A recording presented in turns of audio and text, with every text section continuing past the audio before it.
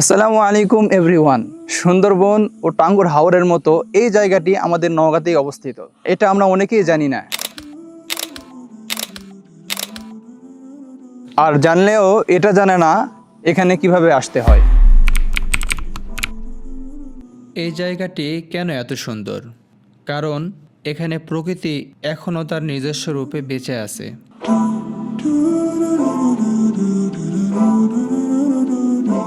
চারিদিকে সবুজ মাঠ, শান্ত জলরাশি, খোলা আকাশ আর নিরিবিলি পরিবেশ মনকে এক অন্যরকম প্রশান্তি দেয়।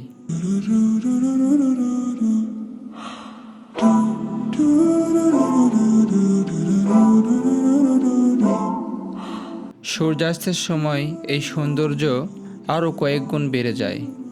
তুমি যদি আমার মতো গ্রিনখোর হও, মানে প্রকৃতি প্রেমী হও, তাহলে আমি চাইবো তুমি এখানে আসো।